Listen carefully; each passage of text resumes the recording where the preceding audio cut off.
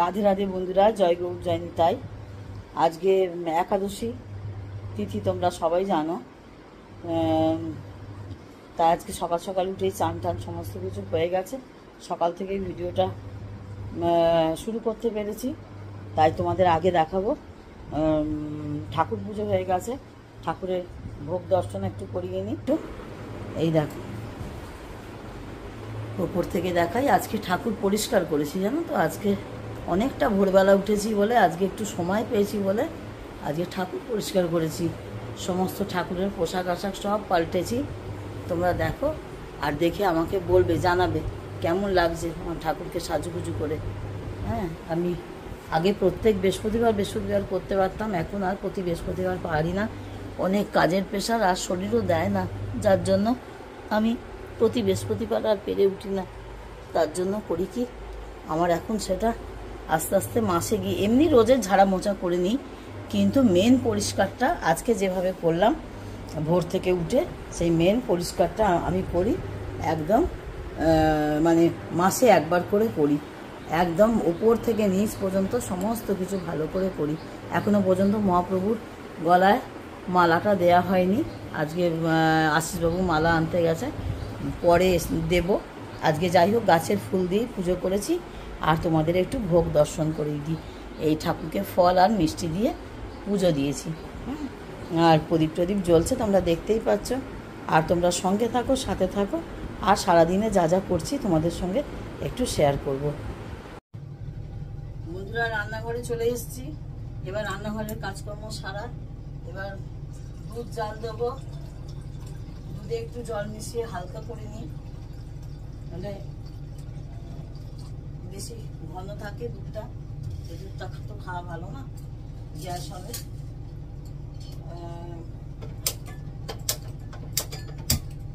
যাই হোক, দুধ বসিয়ে দিলাম।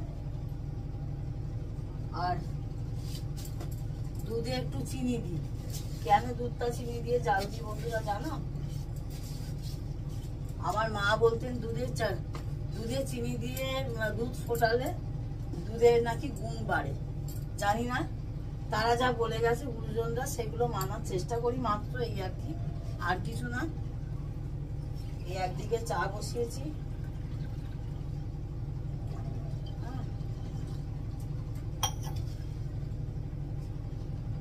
তোমরা তো জানো একাদশীর দিনকে আমি কিভাবে চা খাই। তোমরা তো এতদিনে যারা আমার ভিডিও দেখেছো, তারা তো এতদিনে জেনেই গেছো আমি কিভাবে চা খাই। দুধটা একটু কম আছে, তাই একটু গুঁড়ো দুধ মিশিয়ে দেবো। এই যে আমুলের দুধটা, এই গুঁড়ো দুধ দুটো একটু মিশিয়ে দেবো, তাহলে দুধটা একটু, চাটা একটু ভালো হবে। চাটা একটু ভালো হবে। এই হচ্ছে ব্যাপার।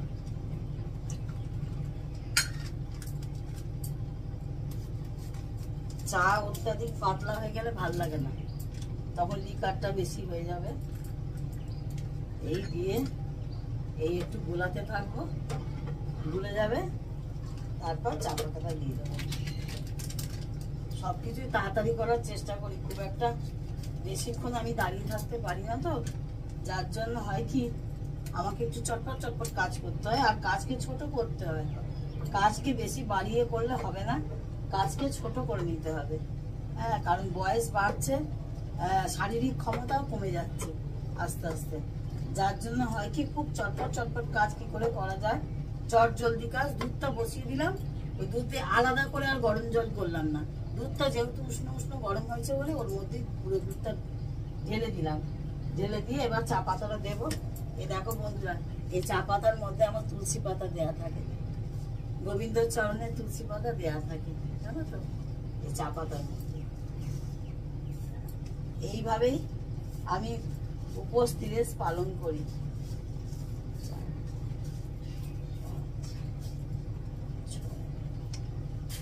আর এর থেকেই একটা তুলসী পাতা নিয়ে এই চা পাতায় দিয়ে দেবো, ব্যাস প্রসাদ হয়ে গেল।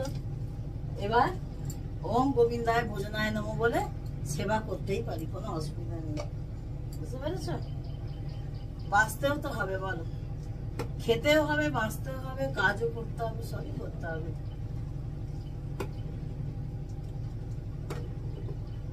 যাই হোক, চাটা হোক, তোমাদের কাছে আবার ফিরে আসব। আজকে দুপুরের কি খাওয়া দাওয়ার কি ব্যবস্থা হয়, ভোগের কি ব্যবস্থা হয় দেখি, তারপর ফিরে আসবো, চা খেয়ে ফিরে আসবো আবার। এবার চাটা হয়ে গেছে। এই দেখো নাতির জন্য এখানে দুধ তুলে রেখেছি, এবার নাতি নেমে খাবে। আর তোমাদের একদিকে দেখাই, ঘিটা একটু গলতে দিয়েছি। আজকে একাদশীর দিনকে ঘিটাই বেশিরভাগ ব্যবহার করি আমি, যেহেতু যা দিই ঠাকুরকে একটু দিয়ে খাই, তো যার জন্য ঠাকুরের বাসনেই ব্যবহার করি। এটা ঠাকুরের বাসনে ডালিয়া বসিয়ে দিয়েছি। এবার ডালিয়াটা হচ্ছে, তার মাঝখানে একটুখানি আলু কেটে আলু ভাজা করব। আর আজকে বেশি কিছু করবো না, আজকে ভীষণ চাপ পড়ে গেছে। ঠাকুর পরিষ্কার করেছি একদিনে, পুজো টুজো করে আর দাঁড়াতে পারছি না, খুবই অসুবিধা হচ্ছে। যাই হোক, মোটামুটি কাজটা তো সারতে হবে, উদ্ধার তো করতে হবে। যাই হোক, এইভাবে চটপট এক পাকে ডালিয়া বসিয়ে দিলাম। আর এই আশিসবাবু একটু ফুল টুল আনতে গেছে, মালা টালা আনতে গেছে ঠাকুরের। আর এদিকে দুধটাও হয়ে গেছে, চাটা ঘরে নিয়ে গেছি। চা আবার কিছুটা এটার মধ্যে রেখে দিই, যে মেয়ে নেবে খাবে। আজকে আবার রবিবারে, এবারে গতবারেও একাদশীটা রবিবারে পড়েছিল, এবারেও রবিবারে পড়েছে।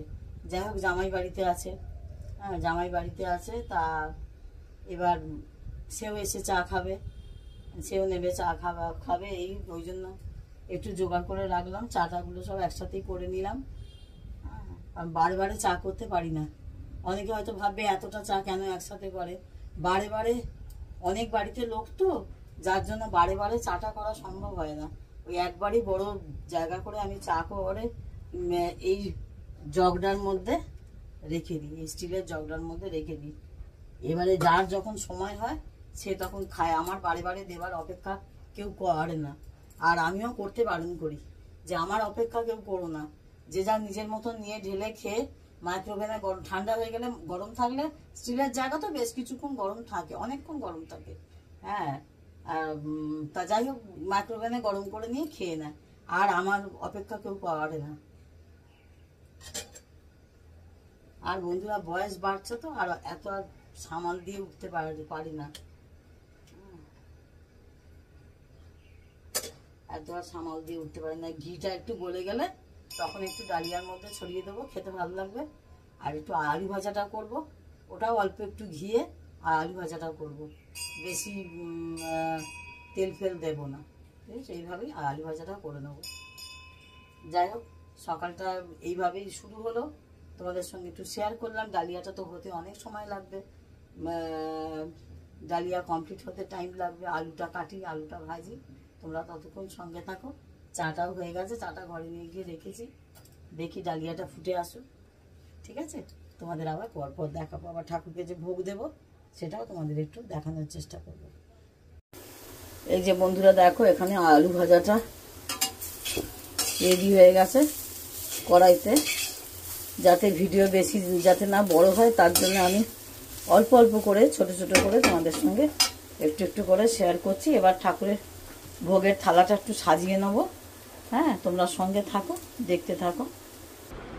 এবার দেখো, ঠাকুরকে ভোগ নিবেদন করে দিয়েছি, তোমাদের একটু দর্শন করিয়ে দিই। একাদশীর ভোগ দর্শন করিয়ে দিই তোমাদের একটু। দেখো, আজকে আর বেশি কিছু করে দিতে পারিনি ঠাকুরকে।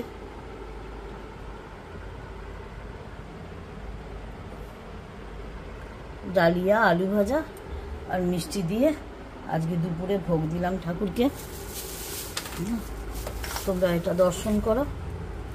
আর এখানে ধূপ দিয়ে একটু আরতি করে দিয়েছি, সেটা আর আরতিটা তোমাদের সঙ্গে শেয়ার করতে পারলাম না। আর এই দেখো, তোমাদের সকালবেলা বললাম যে আজকে সকাল সকাল মালা আনতে গেছে আশিসবাবু। এই দেখো, পঞ্চতত্ত্বের ছবি দর্শন করো, মহাপ্রভুকে দর্শন করো। আমাদের গুরুদেবকেও মালা দেওয়া হয়েছে।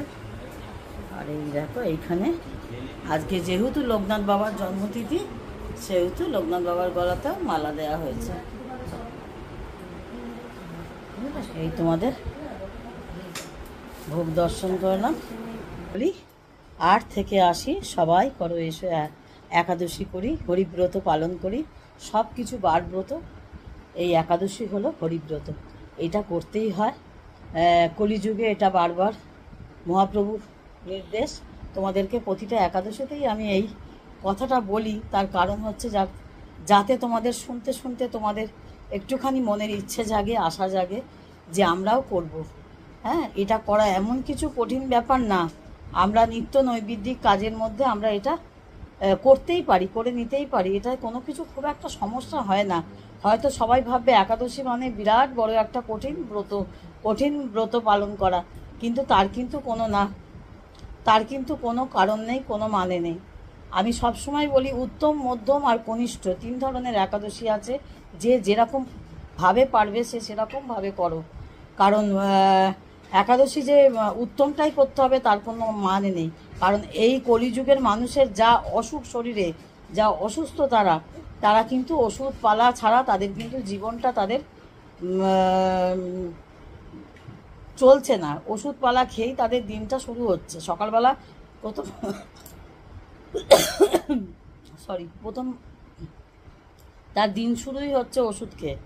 অথচ সে বাকি দিনটা সে কাটাবে কী করে? তাকে তো জলও খেতে হবে, সবই খেতে হবে, আবার খাবারও খেতে হবে।